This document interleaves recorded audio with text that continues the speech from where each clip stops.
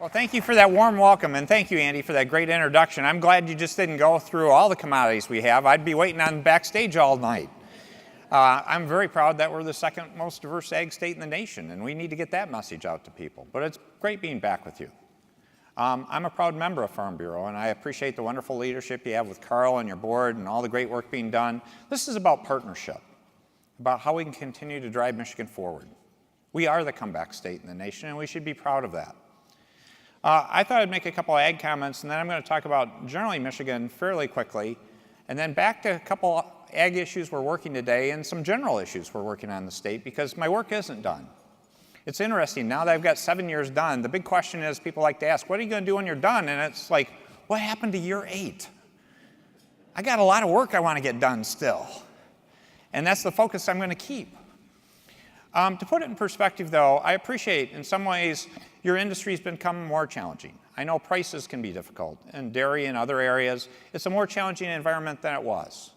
Also, we had some weather challenges. Fortunately, we did much better than other parts of the country, and I really appreciate the ag community relief efforts to go out and help other places in the country that had serious damage. That shows the depth of the caring that was reflected in that video. That video was wonderful. In terms of current ag issues, though, that we're looking at, in terms of some of the bigger things are, first of all, we continue to focus on 2 of the 3 of the big issues I've always had. And I appreciate a wonderful partnership with a great director, Jamie Clover Adams. Jamie, thank you for your great work.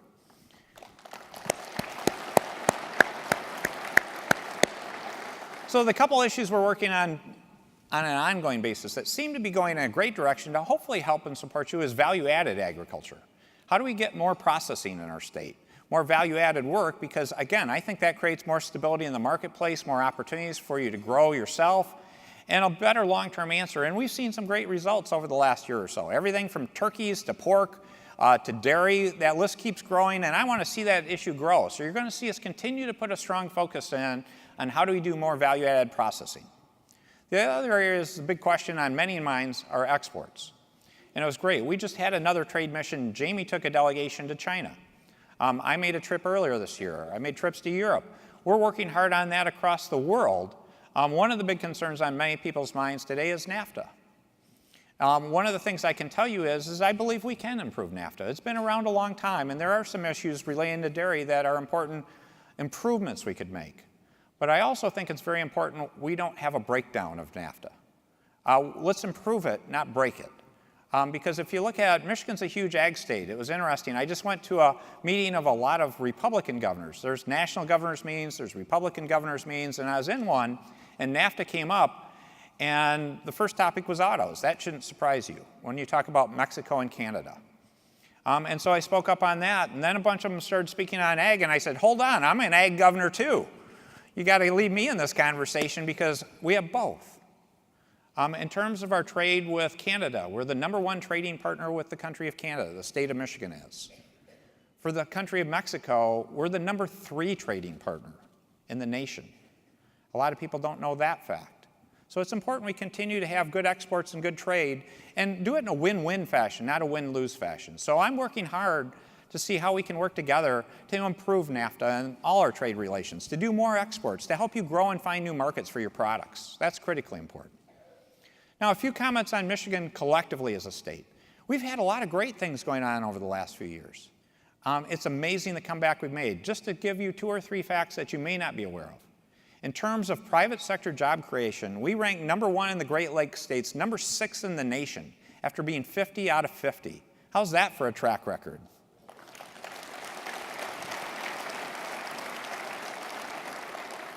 In terms of personal income growth, in terms of how fast that rate of personal income growth is, we're #1 in the Great Lakes states, we're #7 in the nation.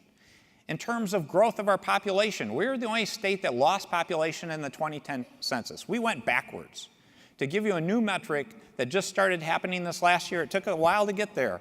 For 25 to 34-year-olds in terms of population, we are now growing faster than the national average. Michigan is back.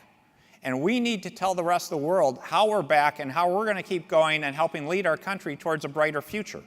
And so I need you to stand up and be ambassadors for our state. When you talk to those farmers, those other Farm Bureau people around the country, spread the word.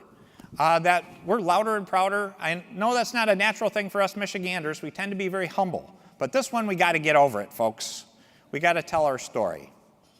In terms of issues, though, that we have to look at for this future, for this last year in particular, from my perspective, I've got 4 on my list. The number one is talent.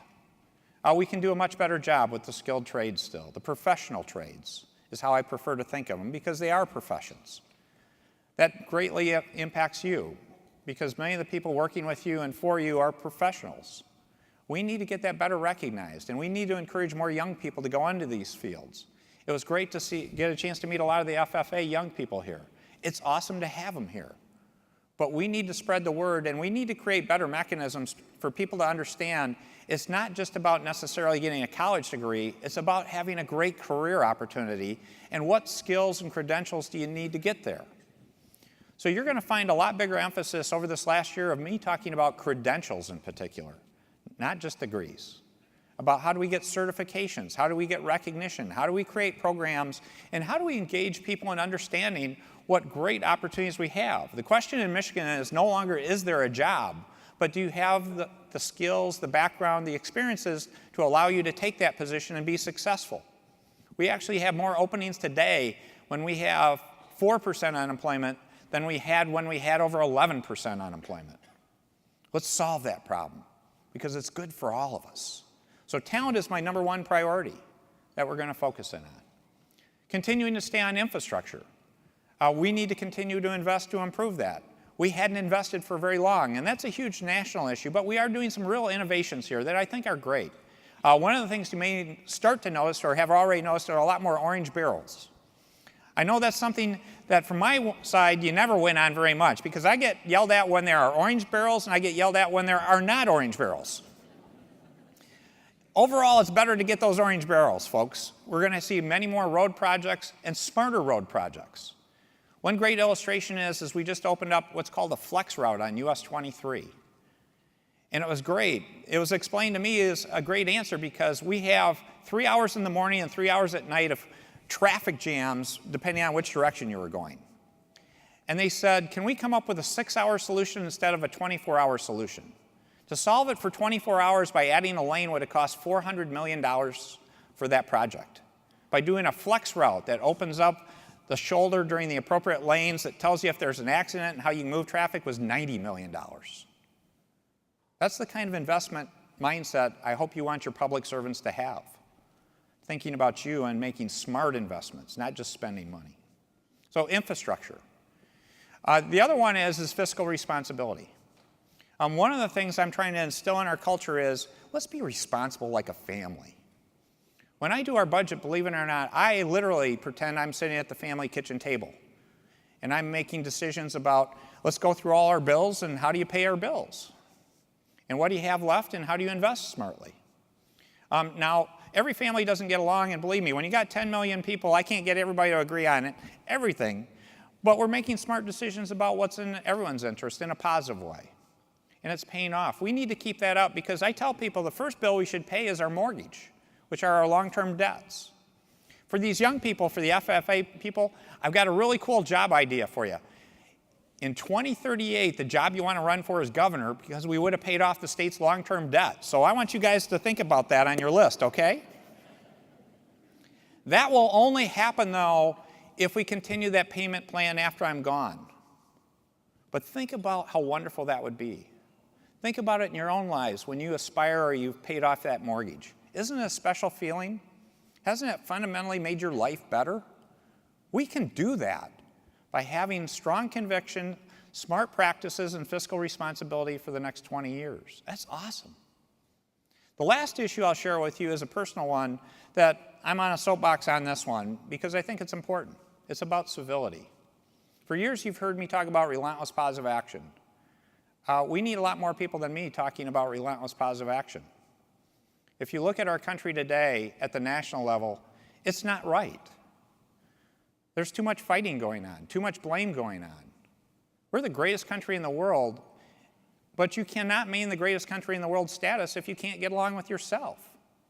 The single biggest threat we have is not some outside party, it's not some other country, it's us.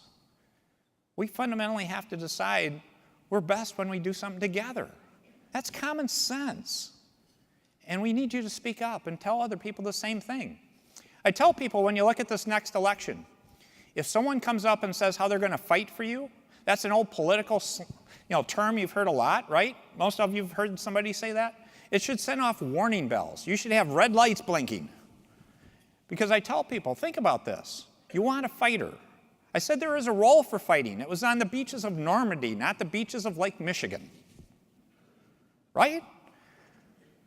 So let's stand up for what we believe is right, which is we're our best when we're together. Even if we don't agree on everything, we can respect one another and do it with civility. And so I'd appreciate your support on that one, because you're selecting the next generation of leaders in this next election. I believe as a team, and you've been one of my strongest, best partners from the earliest days, back when I was in the margin of error. I got some stories people could tell about some of the earliest events we had, when people didn't even show up or barely showed up. But you guys were with me from the beginning. We've created a foundation of success. Because this has never been about me being governor. This has always been about how to take a broken place and put it on a path to greatness again. We've achieved that. But we cannot be complacent nor content to take it for granted. It's just like everything in your life. You can't decide you're not going to go milk those cows for a day or a week, or to leave a crop out there and not do what needs to be done. It may be looking wonderful, but if you don't keep up what you need to do, it won't keep going the way you need it to. That's the way we need to view public service and leadership in our state. So please stand with me about saying, we're the comeback state. We need to be louder and prouder, but let's keep this path going, because it wasn't about the last 7 years or the last 8 years. It's about the next 50 years, about watching these young people be our future leaders and having a great place. It was wonderful. We have a baby here. To watch this baby have a wonderful future, because we've done the right thing, not at their expense, but for their benefit. So thank you for giving me a chance to join you again this year. I love this event. You've been great partners. It is special. So thank you for your wonderful support, and let's just keep going. Thank you.